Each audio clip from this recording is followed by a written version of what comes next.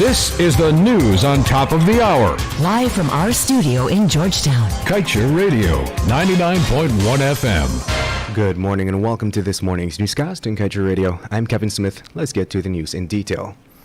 ESSO will, by the end of 2025, spud 52 wells across the Stabroek and Kanji blocks in a 5-year period, having begun an aggressive campaign in late December of 2020.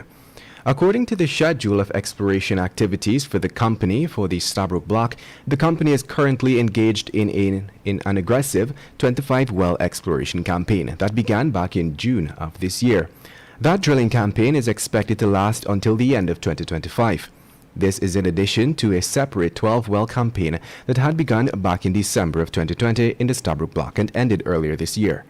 Furthermore, the company is currently engaged in a 3-well campaign in the Kanji block that is expected to conclude this month. Additionally, ESSO is currently awaiting permission for another 12-well campaign in the Kanji block. That 5-year campaign is also expected to be concluded in February 2025.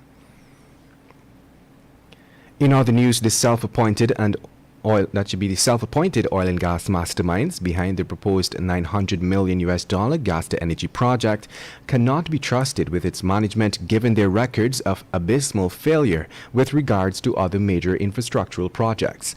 At least this is the view of prominent New York-based Guyanese businessman Leland Rupnarine, who categorically denounced the involvement of the key players in such a multi-million-dollar project.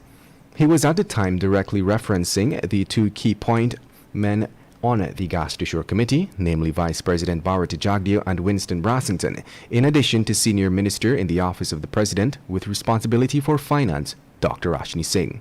Pointing out that the proposed $900 million project is already shrouded in secrecy, Rupnarine reminded that all such large-scale projects attract cost overruns and as such would not be realized at the projected price but in fact higher. In other news, the Liza Unity oil vessel has set sail for the Stabroek block, and according to the shipbuilders, the vessel is the most environmentally friendly of such vessels currently in operation worldwide. SBM Offshore, the Dutch floater specialists that had been contracted to supply the vessel for production from the Liza 2 oil field, disclosed that the vessel has also been awarded the Sustain 1 notation by ABS, the Classification Society. The Liza Unity is the world's first FPSO to achieve such recognition for sustainability for its design, documentation, and operational procedures. The Liza Unity FPSO started its voyage to Guyana on September 3, 2021, having departed from the Keppel shipyard in Singapore. The FPSO is expected to arrive in Guyana in November.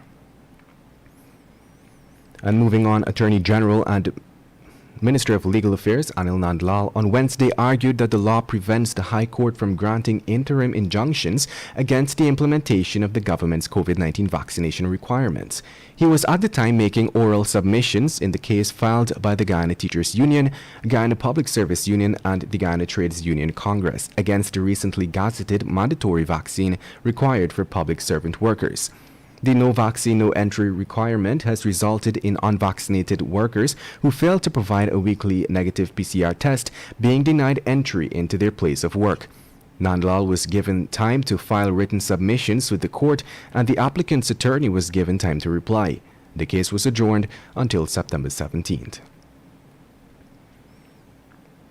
And now let's tell you, 2 days after a 36-year-old father and minor Nelson Thomas traveled from the interior to sign for his newborn baby, the opportunity was taken away from him as he was robbed and killed the night before he had planned on going to sign for his only child. Thomas was killed sometime around 21 hours 30 on Thursday night at Caneville, East Bank, Demerara. He was reportedly killed during a robbery after he left his Fort Field Caneville home, where he resided with his wife, his newborn son, and his mother. The man had left his home to visit his uncle who lives at 2nd Street, Caneville. A resident told investigators that around 21 hours 30, he saw Thomas lying motionless on the eastern side of his yard under a shed attached to his house with what appeared to be blood about his body. The police reported that Thomas was allegedly robbed and killed by unknown suspects or suspect. And to wrap things up this morning, let's tell you that the Ministry of Health yesterday reported that 10 more persons who contracted COVID-19 have died. The country's COVID-19 death toll has moved to 669. 218 new COVID-19 infections were recorded, bringing the total number of confirmed cases to 25,519. Presently, there are 30 patients who are admitted into the ICU, 143 persons in institutional isolation, 2,624 in home isolation, and 17 in institutional quarantine. To date, a total of 24,053 persons who tested positive for the virus have recovered. And that's the news at the moment. Thank you for listening.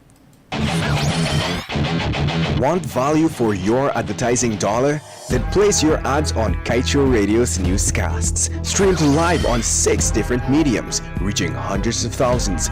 Advertise today and watch your dollar grow. Call us on 225-8465 or 226-8210 today.